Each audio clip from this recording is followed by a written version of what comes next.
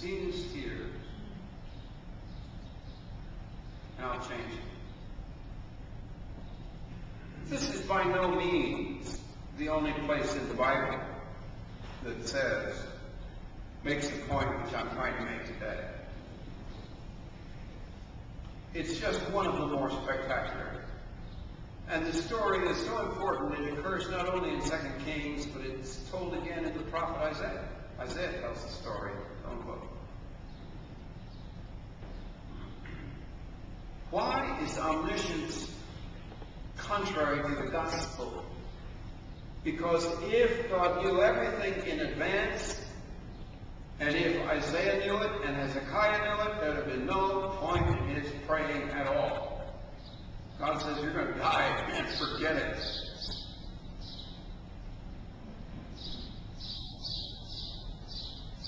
No. God is love. God listens to your prayers. And he does not know everything in advance. So if you're not feeling well, don't think, well, God knew before the foundation of the world I was going to have this pain in my head, or this pain in my arm, or this pain here, or this pain there. And he knows when it comes and when it's going to go away, so why should I ask for it to go away any sooner? It's going to go away when he knew it was going to go away. No. We do not live in a world where God knew everything in advance. God is with us. And he can be surprised. He can get mad. He can be pleased. He has emotions, and they react to us, and he acts in reaction to us.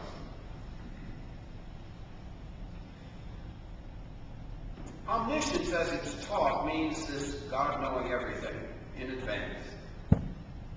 The champions of omniscience say that God is like a spaceship high above time.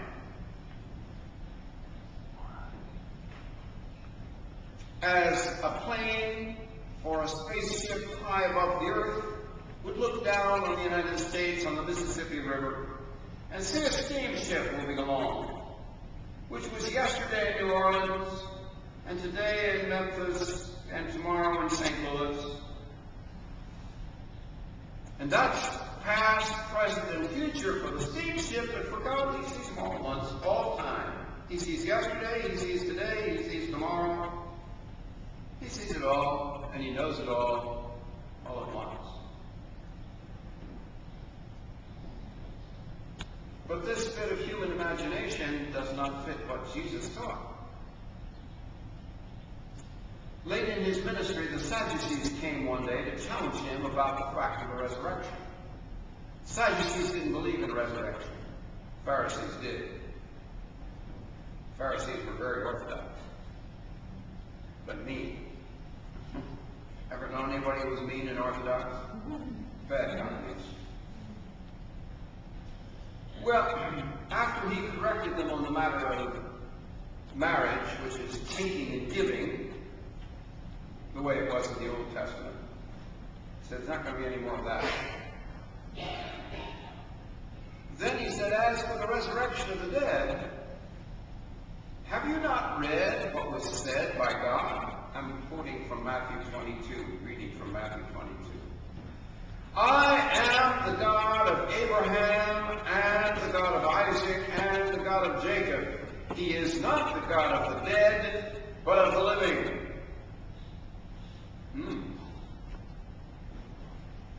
Well, now, what is the force of that argument?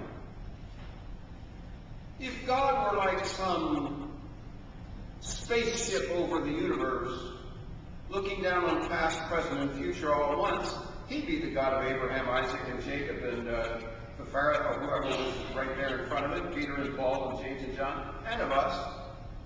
All at the same time, it wouldn't matter whether there was any resurrection or not. There'd be no force at all to this argument. But Jesus effectively denies that theory of God over time, knowing past, present, and future, being in relation to the past, present, and future all at once. He denies it when he says, no. I am the God of Abraham, and I'm not the God of the dead.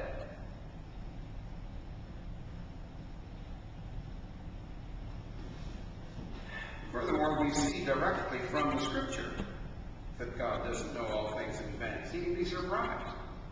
If he knew everything in advance, he could never be surprised. Do you remember how surprised Jesus was at the faith of the centurion? A Roman centurion said to him and said, well, I've heard that you can heal, and I have a servant who's very sick. And Jesus says, okay, I'll go to his house, because the message came to us through some Jews. He's a good man. And the centurion said, I'm not worthy that you should come under my roof. I know that if you just say the word, that'll be it. And Jesus said, I haven't seen faith like that in all Israel. He was surprised by his faith.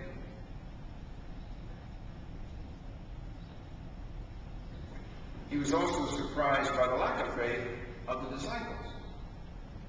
Well, they were scared in the boat. They said, Master, we're drowning. He said, where's your faith?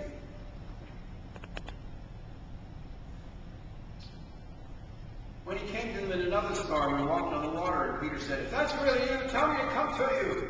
He said, come on. Peter's walking across the water, and he gets scared. He starts to sink. He says, stay.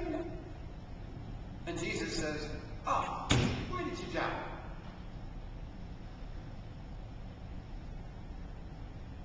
No. He was surprised.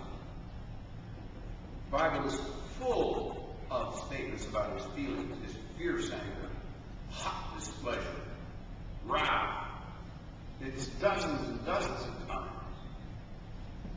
Fierce anger alone occurs more than 18 times. And then you find instances where his hot displeasure is turned away by something faithful, something that somebody does. I can give you dozens of references. I plan to write this up with references and make it available to you if you want to look them all up.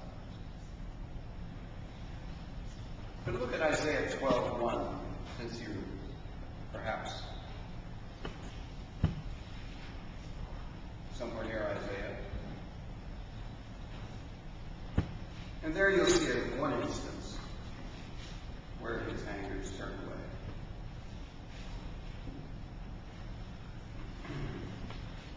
On that day you will say, I give thanks to you, O Lord. You were angry with me, but your anger is appeased, and you have given me the consolation. Go back to Isaiah 5. That's a little bit more dramatic. Isaiah is giving a prophecy to Israel and comparing Israel to God's vineyard, an image which Jesus uses.